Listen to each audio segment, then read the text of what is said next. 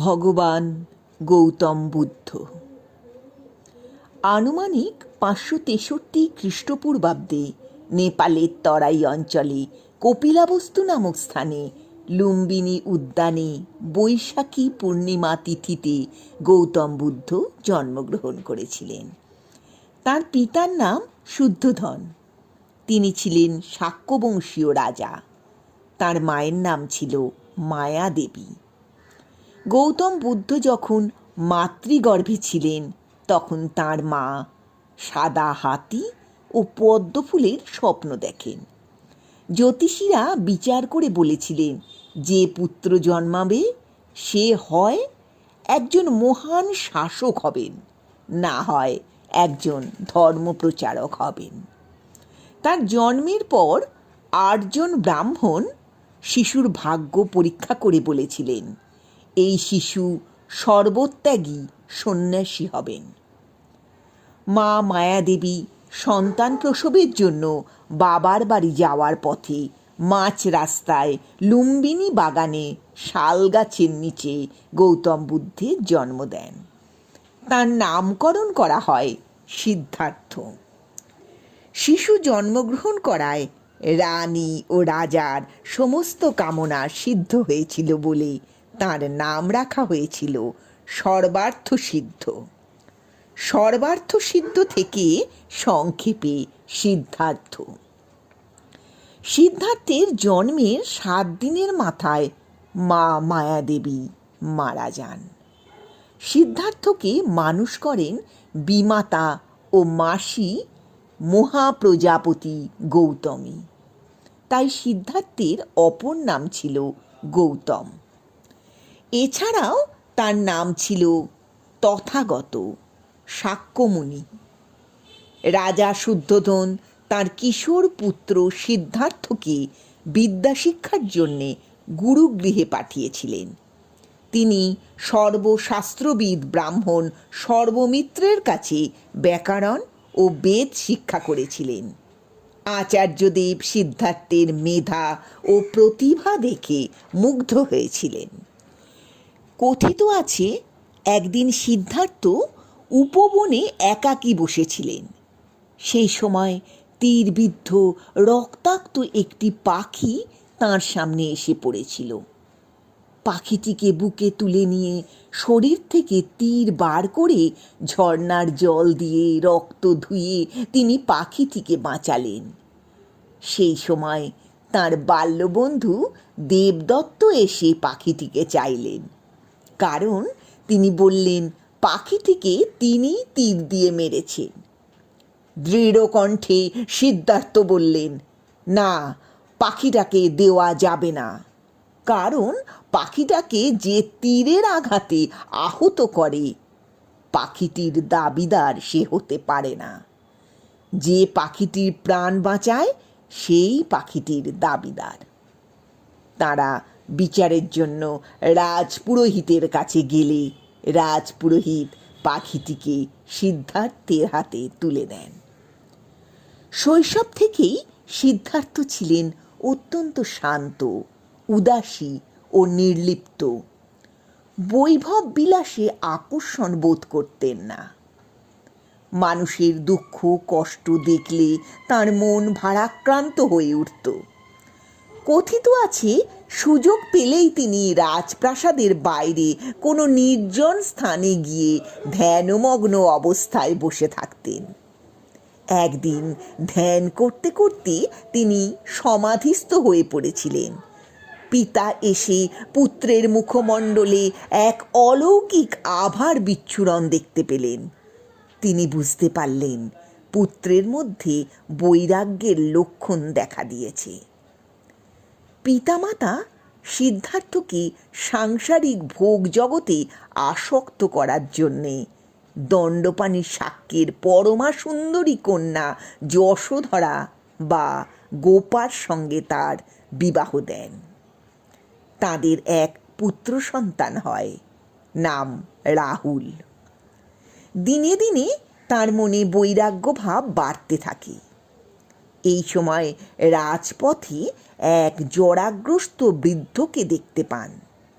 তারপর দেখলেন কঠিন রোগে আক্রান্ত এক ব্যক্তিকে। এরপর প্রত্যক্ষ করলেন এক মৃতদেহ। তিনি বুঝতে পারলেন জরা, ব্যাধি ও মৃত্যুর হাত থেকে কোনো মানুষের নিস্তার নেই। কিছুদিন পর অনাসক্ত, আনন্দিত সৌম্যমূর্তির এক সন্ন্যাসীর দর্শন পেলেন। তাঁর হাতে কোমণ্ডলু, সারা গায়ে ছাই মাখা। মুগ্ধ সিদ্ধার্থ সারথী ছন্দকের কাছ থেকে জানতে পারলেন ইনি একজন সন্ন্যাসী। সমস্ত বিষয় বাসনা পরিত্যাগ করে ভগবানের চিন্তায় নিজেকে উৎসর্গ করেছেন। সিদ্ধার্থ বুঝতে পারলেন সত্যিকারের পথের সন্ধান তিনি পেয়েছেন। মানুষের জীবনের অন্তহীন শোক দুঃখ থেকে মুক্তির উপায় সন্ধানে তিনি আকুল হয়ে উঠলেন। 10 বছর সংসার জীবনযাপন করার পর পুষ্যা নক্ষত্রের রাত্রির 3য় প্রহরে নিঃশব্দে শয্যা পরিত্যাগ করে 29 বছরের যুবক সিদ্ধার্থ স্ত্রী, পুত্র, পিতা, মাতা সবাইকে ছেড়ে সংসার জীবন ত্যাগ করলেন। আগে থেকেই সারথী ছন্দককে বলা ছিল, প্রিয় অশ্ব কণ্টকও ছিল প্রস্তুত। তাদের সাহায্যে তিনি গৃহত্যাগ করলেন। সন্ন্যাস জীবন গ্রহণ করে সত্যের সন্ধানে তিনি বহু স্থান ঘুরে বেরিয়েছিলেন। পরিচয় হয়েছিল বহু সাধুর সঙ্গে। এই সময় তার সঙ্গে সাক্ষাৎ হয় বৈশালীর সাংখ্য দর্শনের অন্যতম সাধক আলারা কালামের সঙ্গে। তার কাছে ধ্যান ও সাধন প্রক্রিয়া সম্বন্ধে লৌকিক শিক্ষা লাভ করলেন। তারপর লোকোত্তর শিক্ষালাভের সন্ধানে বের হলেন। তিনি পৌঁছালেন রাজগৃহে। রাজগৃহ ছিল রাজা বিম্বিসারের রাজধানী। রাজা বিম্বিসার তরুণ সন্ন্যাসীকে দেখে বললেন, আপনি কঠোর সন্ন্যাসীর ব্রত ত্যাগ করে আমার রাজ্যে আচার্য হিসেবে সুখে শান্তিতে বাস করুন। সিদ্ধার্থ মৃদু হেসে বলেছিলেন, রাজন, যে পরম বস্তু লাভের জন্যে আমি স্বেচ্ছায় সংসার ত্যাগ করেছি তা না পাওয়া পর্যন্ত কিভাবে আমি থামতে পারি? রাজগৃহে এসে সিদ্ধার্থ আচার্য রুদ্রক রামপুত্রের শিষ্যত্ব গ্রহণ করেছিলেন। পাণ্ডব পাহাড়ের নিভৃত গুহায় কঠোর তপস্যায় ব্রতী হয়েছিলেন, কিন্তু সত্য লাভ হল না। আবার গৌতম পদব্রজে বের হলেন, যাত্রা করলেন গয়ার দিকে। সেখান থেকে পৌঁছালেন গয়ার কাছে উরুবিল্ল নামক স্থানে। এই সময় গৌতমের সঙ্গে পরিচয় হয় অশ্বজিৎ, ভদ্রীয় বা ভদ্রক, কৌণ্ডিন্য, বপ্র বা বপ্প ও মহানাম নামে 5 জন ব্রাহ্মণের। এরাই পঞ্চভিক্ষু নামে পরিচিত। এই পঞ্চভিক্ষুর সাথে সিদ্ধার্থ গভীর তপস্যায় মগ্ন হলেন। 6 বৎসর গভীর তপস্যার ফলে অনাহার অনিদ্রায় দুর্বল হয়ে পড়লেন, কিন্তু দিব্য জ্ঞান লাভ হল না। তিনি উপলব্ধি করলেন মানসিক একাগ্রতার জন্যে দেহ ও মনের সুস্থতার প্রয়োজন। জীবন ক্ষয় করে দুঃখ থেকে মুক্তি পাওয়া সম্ভব নয়। তিনি আবার খাবার গ্রহণ করতে আরম্ভ করলেন, কিন্তু পঞ্চভিক্ষু তাঁকে পরিত্যাগ করলেন। এই সময় এক ধনবান বণিক কন্যা সুজাতা তাঁকে দেবতা জ্ঞানে পায়েস, মিষ্টান্ন নিবেদন করেছিলেন। এই মিষ্টান্ন গ্রহণ করে গৌতম দুর্বল দেহে নতুন করে শক্তি সঞ্চয় করলেন। নৈরঞ্জনা নদীতে স্নান করে বোধগয়ায় এক অশ্বত্থ গাছের তলায় ধ্যানে বসলেন। লাভ করলেন পরম দিব্য জ্ঞান। গৌতম হলেন বুদ্ধ অর্থাৎ জ্ঞানী। সেই অশ্বত্থ বৃক্ষ হল বোধি বৃক্ষ, আর সেই স্থানের নাম হল বুদ্ধগয়া। বুদ্ধদেব প্রচারিত ধর্মের নাম হল বৌদ্ধ ধর্ম। হিন্দু ধর্ম অনুযায়ী গৌতম বুদ্ধ হলেন বিষ্ণুর অবতার। বৌদ্ধরা তাকে বোধিপ্রাপ্ত বা দিব্য শিক্ষক মনে করেন, যিনি নিজের অন্তর্দৃষ্টির কথা সকলকে জানিয়ে চেতন সত্তাদের পুনর্জন্ম ও দুঃখের সমাপ্তি ঘটাতে সাহায্য করেছেন। তিনি স্থির করেছিলেন সন্ন্যাস জীবন শুরুর পর তাঁর দুই গুরু আলারা কালাম এবং রুদ্রক রামপুত্রকে তার অর্জিত জ্ঞানের কথা শুনিয়ে প্রচার শুরু করবেন, কিন্তু তাঁরা আগেই মারা যান। তাকে ছেড়ে যাওয়া পঞ্চভিক্ষু তাঁর শিষ্য হয়।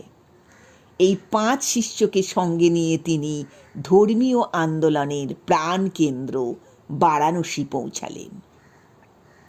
বারাণসী শহরের অনতি দূরে মৃগদ্বারে এসে তিনি থাকতে আরম্ভ করেন।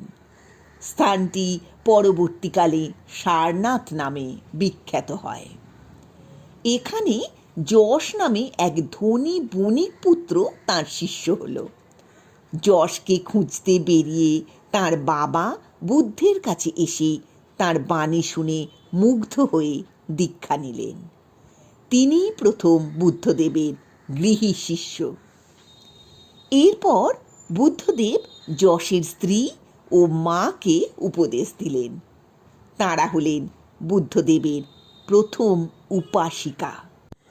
যশ গৃহত্যাগ করেছে শুনে তাঁর 4 বন্ধু সুবাহু, পুণ্যজিৎ, বিমল ও গবাঙ্গতী যশকে ফিরিয়ে আনতে গেলে বুদ্ধের ধর্মাপদেশ শুনে নিজেরাই আর ঘরে ফিরলেন না, বুদ্ধদেবের শিষ্যত্ব গ্রহণ করলেন।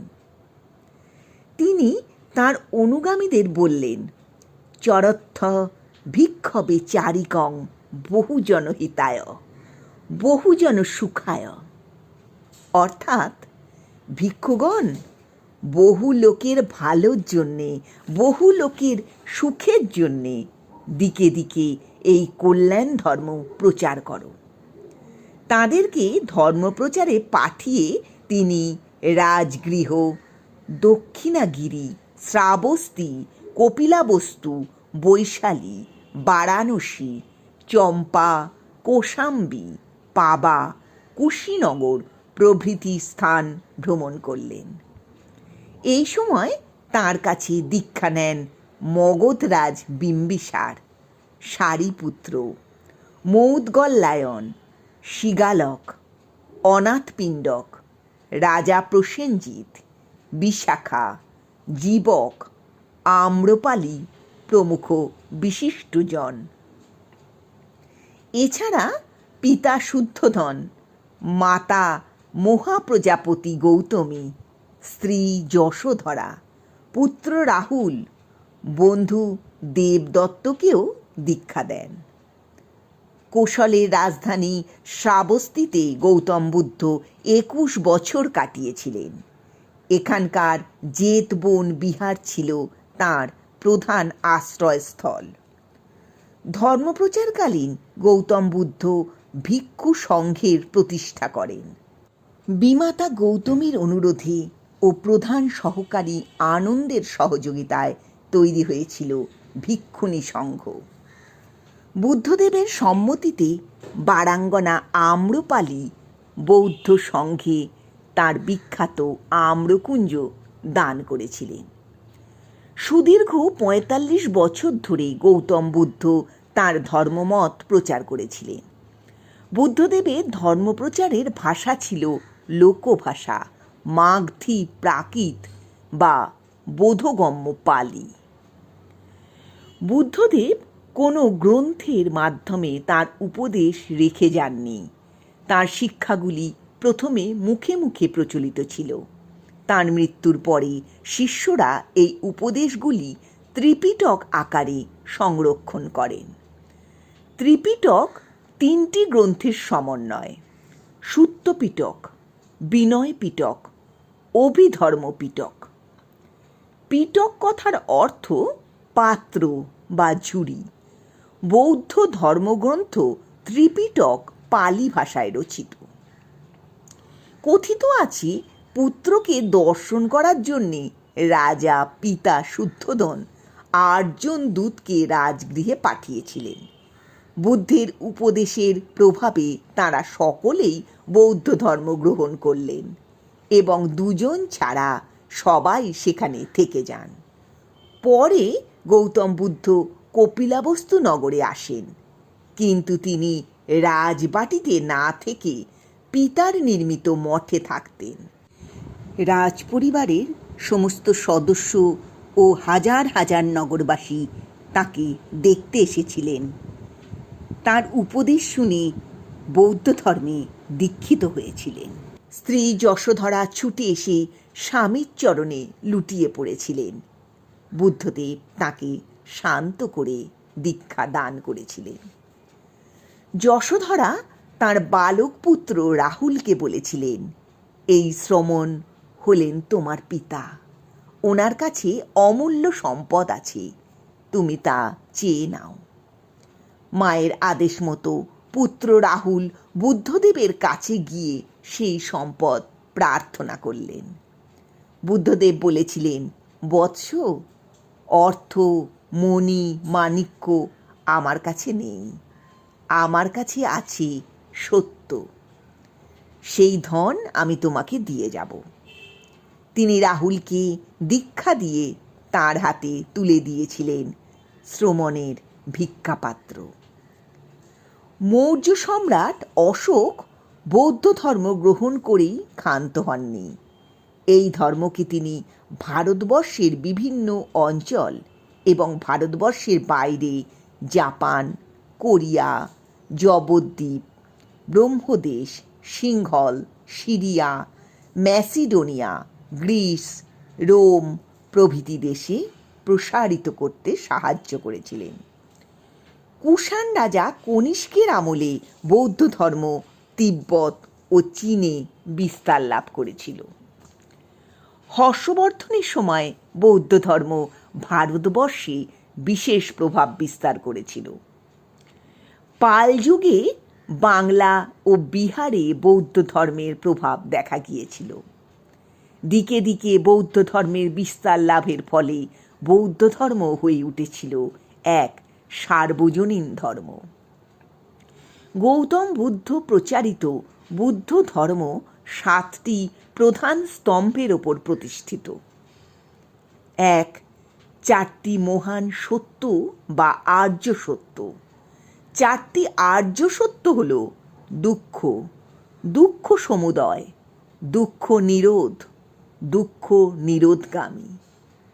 2. অষ্টাঙ্গিক মার্গ বা 8টি পথ। 8টি পথ হল সৎ দৃষ্টি, সৎ সংকল্প, সৎ বাক্য, সৎ কর্ম, সৎ জীবিকা, সৎ প্রচেষ্টা, সৎ স্মৃতি ও সৎ সমাধি। 3. পঞ্চশীল। 4. ইন্দ্রিয়দের কেমন করে ব্যবহার করতে হবে। 5. জ্ঞানের 7 উৎস। 6. পুণ্যার্জনের 4টি উপায়। 7. শান্তি পাবার উপায়। কথিত আছে, ধর্মপ্রচারের জন্য তিনি অক্লান্ত পরিশ্রম করতেন। বছরের 8 মাস দেশে দেশে পর্যটন করে ধর্মপ্রচার করতেন, আর বর্ষাকালের 4 মাস মঠে অবস্থান করতেন। 45 বছর ধরে বিরামহীন পরিশ্রমের পর বুদ্ধদেব বুঝতে পারলেন, এবার তাঁকে ইহজীবনের লীলা সংবরণ করতে হবে। তিনি রাজগৃহ থেকে এলেন কুশীনগরে। সেখানে এক শাল বৃক্ষের তলায় আশ্রয় গ্রহণ করলেন। এখানেই খ্রিস্টপূর্ব 483 অব্দে 80 বছর বয়সে বুদ্ধদেব মহাপরিনির্বাণ লাভ করেন।